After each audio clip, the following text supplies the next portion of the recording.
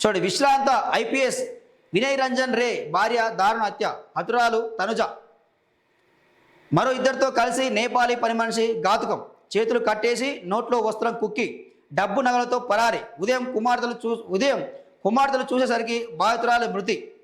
So ఇక్కడ చూడండి, ఇగో ఇంత దారుణమైన విషయము. నిన్న జూబ్లీ హిల్స్లో ఈ ఘటన జరిగింది కదా. రిటైర్డ్ ఐపీఎస్ వినయ్ రంజన్ భార్య తనుజా రంజన్, నిన్న ఆమెకు ఒక 60 ఏళ్ళు ఉంటాయి. ఆమె హత్యకు గురైంది. ఆమె ఊరగా ఆమె చంపింది ఆమె ఇంట్లో పని మనిషి. అర్ధరాత్రి సమయంలో యువకుడిని ఇంట్లోకి తీసుకెళ్తున్న పని మనిషి కల్పన. సో ఒకసారి మీకు కల్పనను చూపిస్తాండి, ఒకసారి చూడండి కల్పనని. సో ఈమెనే కల్పన, పని మనిషి కల్పన, నేపాలీ పని మనిషి కల్పన. సో ఈమెను చూస్తే వాస్తవానికి పని మనిషిలాగా కనిపిస్తుందా అండి? పని మనిషిలాగా కనిపిస్తుందా? ఓ సినిమా యాక్టర్ లెక్క కనిపిస్తుంది ఆమె వేషధారణ, ఆమె కన్నింగు. సో ఈమె ఏం చేసింది? ఈమె విశ్రాంత ఐపీఎస్ తనుజా రంజన్ని ఎట్లా మార్చిందంటే, ప్లాన్ ప్రకారం ఏం చేసింది, వాళ్ళ ఇంటికి రావడం జరిగింది. ప్లాన్ ప్రకారం ఏం చేసింది, ఇతర ఐఏఎస్లు ఐపీఎస్లు వాళ్ళ దగ్గర అయితే బాగా పైసలు ఉంటాయి కాబట్టి, సో ప్లాన్ ప్రకారం ఏం చేసింది, ఆమె వాళ్ళ ఇంటికి వచ్చింది. ఇంటికి వచ్చి, అమ్మ నాకు ఎవరు లేరు, మా అమ్మ చనిపోయింది, దిక్కు లేకుండా ఉన్నా, నాకు పని కనిపించాలని చెప్పి అడిగితే వాళ్ళు దయ తెలిసి, సరే ఓ పని మనిషి కావాలి కదా అనే ఉద్దేశంతో వాళ్ళు ఆమెకు 1 సంవత్సరం కింద ఆమె ఇంట్లో పనికి చేరింది. సో మంచిగా మాట్లాడుతుంది, మంచిగా ఉన్నది, మంచిగా నమ్మకం కలిగించింది. సో ఇంట్లో మనిషిలా కలిసిపోయింది. సో ఎవరైనా అనుకుంటారు కదా, ఇంత దారుణానికి ఒడిగడుతుంది, లోపల ఇంత విషయం ఉందని చెప్పి ఎవరు గ్రహించుకోరు కదా. సో ఏం చేసింది, విశ్రాంత ఐపీఎస్ అధికారి ఇంట్లో పని మనిషిగా చేరిన నేపాలీ మహిళ కొద్ది కాలంలోనే అందరి నమ్మకం చొరగొంది. ఆమె తన చోరీ పథకంలో భాగంగా నటిస్తుందన్న విషయాన్ని ఎవరు గుర్తించలేకపోయారు. యజమాని చికిత్స నిమిత్తం మరో ఊరు అంటే బెంగళూరు పోయిండు ఆయన. బెంగళూరు వెళ్ళగానే తన 2 తోడు దొంగలను పిలిపించి ముందుగా ఇంటి పరిసరాల్లో రెక్కి చేయించింది.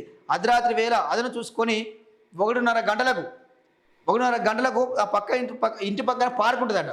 ఆ పార్క్ గేట్ ఉంటుంది. సో అర్ధరాత్రి 1:30 గంట అంటే అందరూ నిద్రలో ఉంటారు. 1:30 అంటే నగరం నిద్రపోతున్న వేళ అన్నట్టు, అందరూ గాఢమైన నిద్రలో ఉంటారు.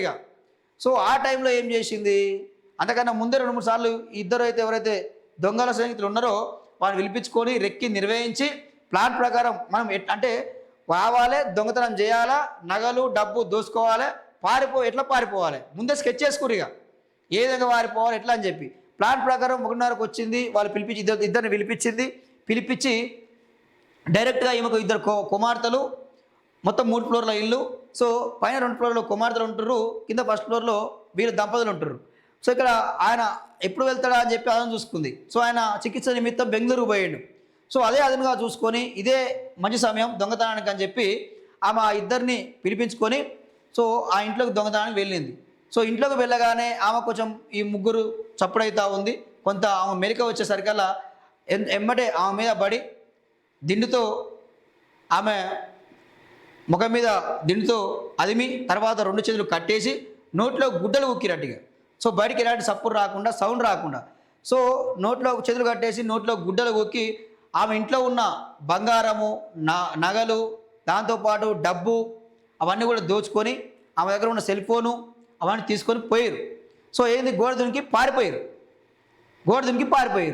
సో ఇక పోలీసులు ఇక్కడ ఏం చేస్తారు, వాళ్ళని పట్టుకునే ప్రయత్నంలో స్పెషల్ టీంలు ఏర్పాటు చేసి వాళ్ళని ఎవరు కూడా మన తెలంగాణ బార్డర్ దాటక ముందుకే వాళ్ళని పట్టుకోవాలని చెప్పి పోలీసులు ప్రయత్నాలు చేస్తారు. సో ఇది జరిగిన విషయం.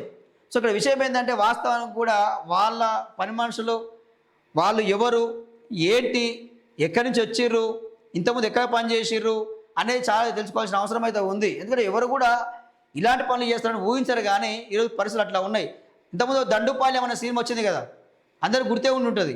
ఆ దండుపాలెం బ్యాచ్ కూడా సేమ్ ఇట్లనే, ఎవరి ఇంట్లో బాగా డబ్బు ఉన్నాయి, సంపన్న వర్గాలు ఎవరు ఉన్నారు, వాళ్ళ ఇంట్లో బాగా రిక్కి చేస్తారు.